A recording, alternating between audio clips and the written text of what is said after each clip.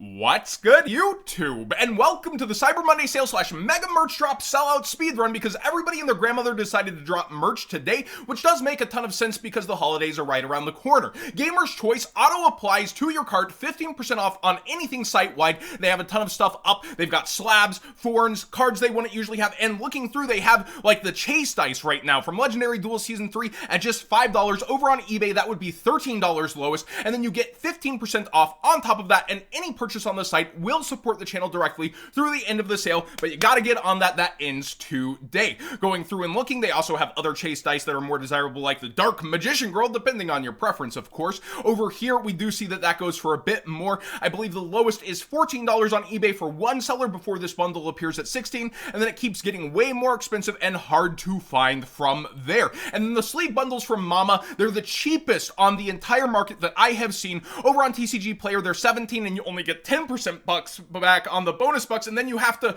subscribe to TCG Player. Well, none of that needed over here, and they're already cheaper, and it's a bigger discount when you add it to your cart. And we know there's 4 more years of Sky Striker. These huge sleeve bundles, 30 packs of these that have 70 count each. If you're going for the Striker stuff, they do have huge bundles on pretty much all of their designs right now from Mama, officially licensed sale. Now let's go ahead and get to Ophidian playmats. They've done something that I hated conceptually, nobody's done right, and I do actually really like what they've done. They've done a cloth suede mat on the rubber and the stitching, and right now there's a sale for, I believe it's around the next 3 days on the site. Code What's Good 5 for 5% off and to support the channel directly will stack on top. But look at this.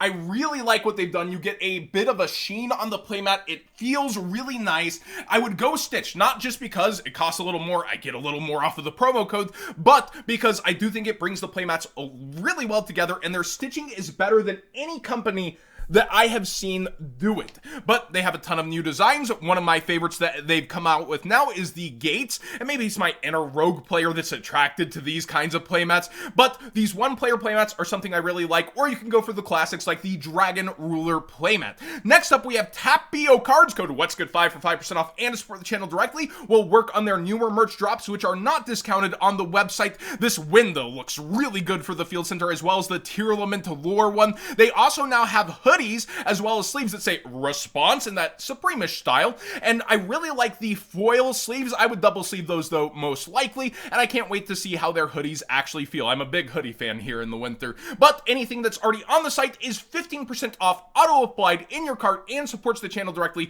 No code needed if it is a pre-existing product and not one of the new release section products, but you can still get a discount over here on these as well. We have Stay Classy with 2 new Field Centers as well. I like the backs on both of these more than the front just a little. Look at Pot of Greed in the ocean, all the tentacles coming out, and you also have Sprite Blue. It's just so hard not to make this guy look good, but look at the back of this. I love the work Stay Classy does with those enamel metal Field Centers that they do such a great job with. Code What's Good 5 for 5% off and to support the channel directly will work over there as well. Speaking of Code What's Good 5 for 5% off and to support the channel directly, it'll work on Team Sam's website throughout the weekend. For Cyber Monday, he's restocked the DPE mat, and also I know that there's only like 15% left of his mystery boxes that I've shown off. They're really cool, and also his sleeves. These designs are great. You kind of have to be a fan of his, right, to go for them, but I really think that the white, the black, the pink ones, they're by far the best. I happen to pull the blue and the red ones though. And looking through here, we have Mana Moon. She has the Tales of Ecclesia box bundle. If you weren't aware of that drop, code What's Good 5 for 5% off and support the channel directly will work on those as well. And I know they're going relatively fast, and it looks like this playmat is out of stock right now.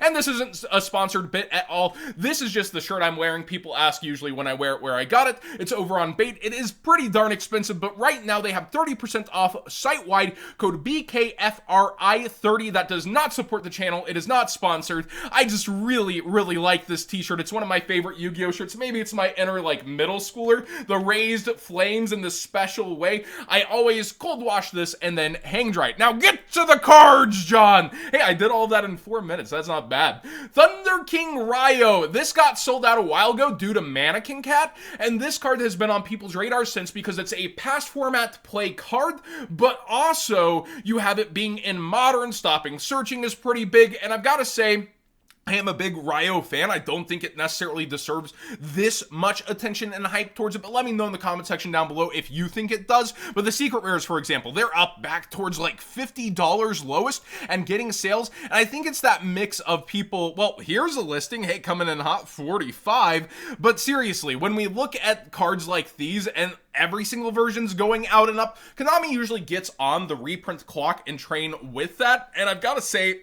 I think Ryo, it has that FOMO factor of, oh, I need it for past formats and it's going up right now, I better go ahead and get it, and people tend to overbuy towards something like that, and we usually see breathing room, especially if we get some version of an accessible reprint. But I think the secret rare and the ultimate rare are most likely to stay up, and Konami's really laid off of the secret rare reprints out of like Battles of Legend. What else is doing secret rare reprints? A lot of all ultra sets, or it stops at ultra and goes to collector rare. We don't have a ton of sets that print secrets for reprints anymore, besides the Megatons going prismatic and then Battles going secret. What else is there? We have the Ascended Thunder also sticking in the vein of Thunder themes. This card that has gone up into a double, triple down buyout as we head towards rank 7 being one of the only decks that can fight the tier 0 meta. And yeah, it's a really good card, gets itself out of hand, helps you go through your combos and what you want to do.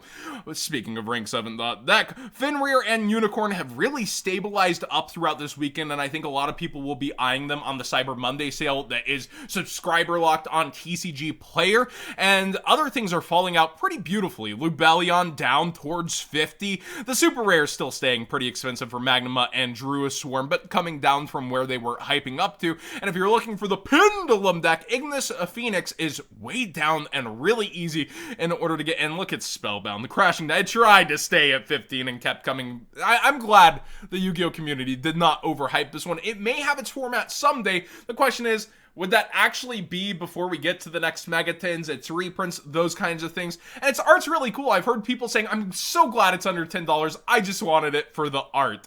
Going through Battles of Legend, though, today and Black Friday, some things that got mega focused were Starlights. You see the Exodia head is coming back down, but the limbs actually started to go up a little further, with some of them being around 200, under 10 listings now for everything but the left.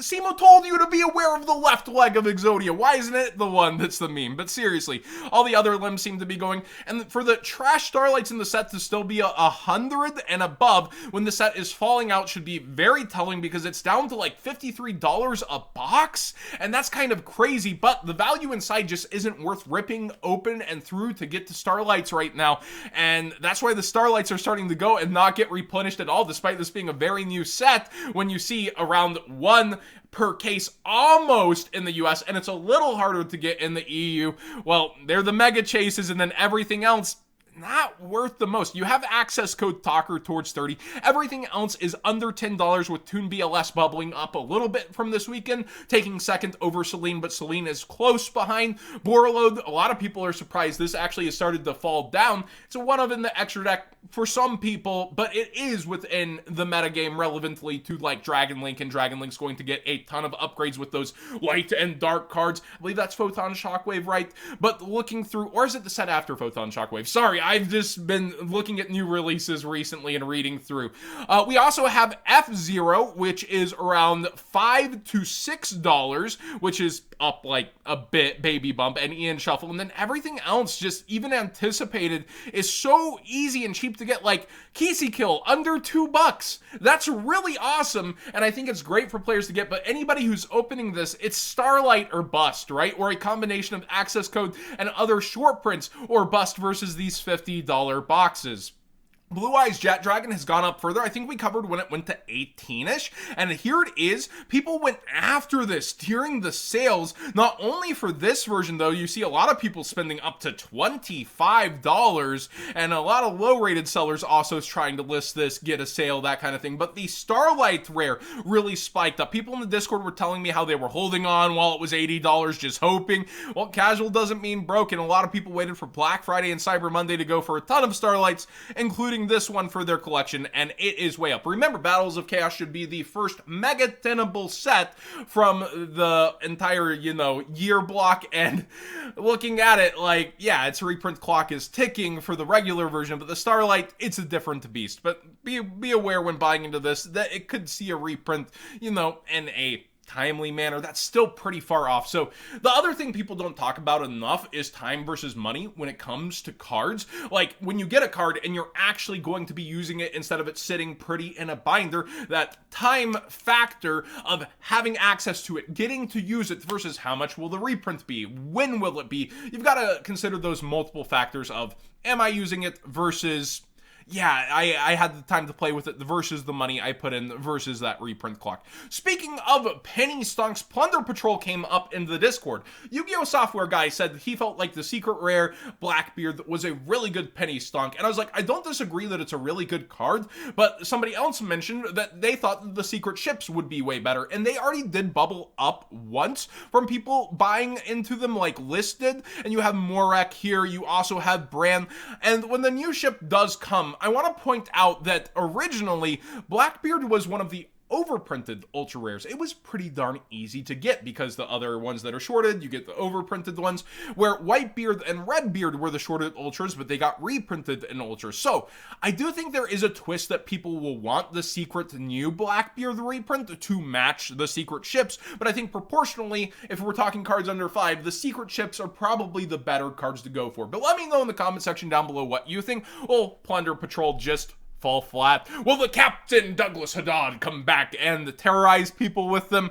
I really do think this deck is one of those ones that can just come back and surprise people. So I personally like the secret ships the most, and then secret Blackbeard, because people will be matching him. I don't think either's a terrible call. I just like the ships more. Looking through Tama, and speaking of sealed, man, is it also going down on the sealed. Collector rare sets that aren't world premiere sets have stayed flopping pretty hard overall. And yeah, you have the Labyrinth atop the set now, both in the collector rare and ultra rare space.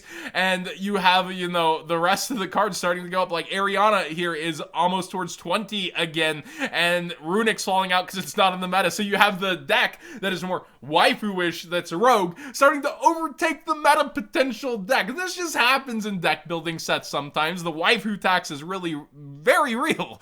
But when we talk about also collector rares, they're 1/4 cases for an individual, because you have 15 different collector rares and you only pull an average of 4 per case. So to get the entire set, we're talking almost 4 cases to be able to pull every single one, unless we're looking at misprints or loaded crazy cases. So yeah, Scapegoat down here towards 25. If you did pay for that subscription and you're looking to bolster your past format decks, I think Scapegoat at like 25 is a pretty good buy for its collector rare. Not a financial advisor channel. I don't know the future of card prices, but yeah, it's 22s, 23s.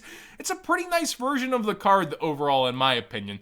Mama has some interesting things happen I wanted to point out, especially Dark Magician Girl, because there was a sale on the Ultra Pharaoh rare, and individual Ultra Pharaoh rares should be slightly harder to pull than the secret rare ones when we look at the past ratios and pull rates for the chases, but yeah, it's been selling over here on the American market for more than the secret, but the secret obviously has a way better sales rate overall versus it. So what do you think of Ultra versus secret? Do you think as the market goes further for it, will secret for the most part overtake the entire, market share or whatever you would call it in terms of being higher priced than the ultras? Or do you think specific ultras like Necro Valley that look amazing in ultra rare will kind of stay on top of the secret rare versions? Like Gold Sark, also people point out they really like the matching gold to the gold in the picture. I wonder how that will develop, if aesthetic and, the hardness to pull will actually create a cycle, because these double listings are taking up the entire front page and a lot of the focus. The second thing I wanted to talk about, voice crack by the way, here in Mama, is that it's sealed as one of the few that's not just outright failing. Now, not being MSRP doesn't mean it's failed. Usually you see box sets start out, like a true price of a box is like, it was $98. Now it's like a way more. It's like $110 or something like that. But when we're looking at this retail would be like $125. Yet it started down all the way to $95 and now has bumped up. People really just like the fact that there's a guarantee in the sleeves in these packs. That shows how much people miss promos.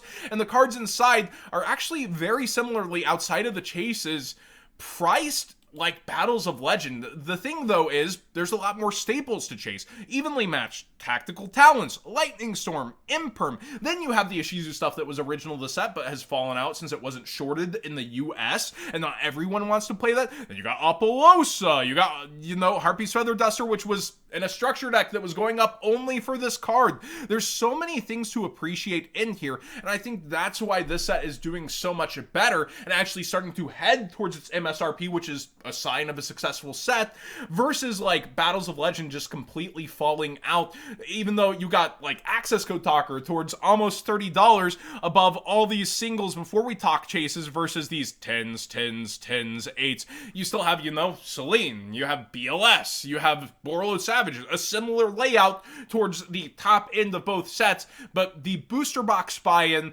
versus the $25 buy-in, and the ability to go ahead and get an entire display and cheaper than 2 boxes. I understand why people are eating up this set on another level, even if the super mega chases of Pharaoh Rares aren't seen as awesome as Starlight Rares, but some of them are really hitting up there in price. And then finally, another licensed Dark Magician Girl has dropped. You thought you were safe from the merch. Well, here we are at the end. Again, non-sponsored. This is over up on FNC Store. Streamers do not pull that up on stream. There are some pretty NSFW and lewd statues, so also maybe don't pull it up on work. I don't know what your boss would think of this. But it has actually written in Chinese, I believe, on here. And this is Magi Art's first ever statue, but they're leading out with a pretty awesome Dark Magician Girl, and this has sold out multiple times. I've watched this. I think this is the 4th relisting on FNC. I don't know what retailers will carry it at what price. Full payment is $180. That does not include shipping from China. I would expect that to be around $60, but I don't know what it will end up being, how shipping rates will go, but I would expect it to be around there with my previous experience ordering from this site for unlicensed Yu-Gi-Oh stuff. So they do have licensed and unlicensed mixed in, but whenever something's licensed, they do market license, and multiple sites have now. So a very interesting statue that's been going around statue groups, not even around Yu-Gi-Oh, that people are eating into. While the First for Figures one also dropped, a lot of people are saying they're getting this over that, and they appreciate the price point here on it as well. Let me know which one you prefer if you are into the merch. But I promise after all these sellouts, we'll get to the cards a little faster because Black Friday, Cyber Monday is done. I know it's been a lot. Some people have been telling me, I'm just looking away. I don't want to spend money. And I understand that. Saving up's difficult, especially with the holidays. But the thing that I do like about this is you can mix in some holiday gifts while also getting discounts and supporting the channel directly. Thanks for watching, everybody. Please subscribe if you haven't already. Give this video a thumbs up if you enjoy the conversations. I feel like Twitter way more appreciates the merch than you guys. Get to the cards, but I understand that that's the content that was built here.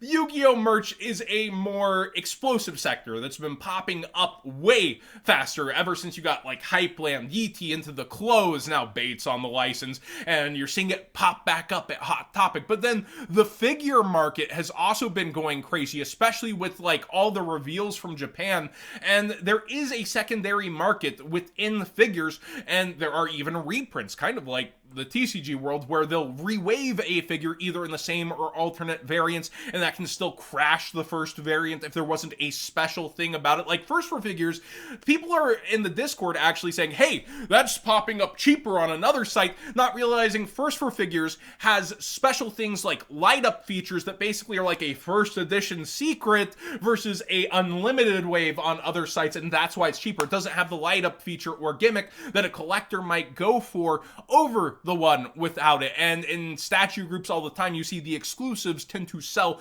way better on a secondary market whenever there's a successful figure. But again, that's neither here nor there. I understand not all of you are here for that kind of content, but it is stuff that I personally enjoy. I like to bring up. They do end up with their own secondary market, and I do find it worth covering here. And if you're not interested, you can always skip to the cards yourself, because I'm not going to skip them. Thanks for watching, everybody.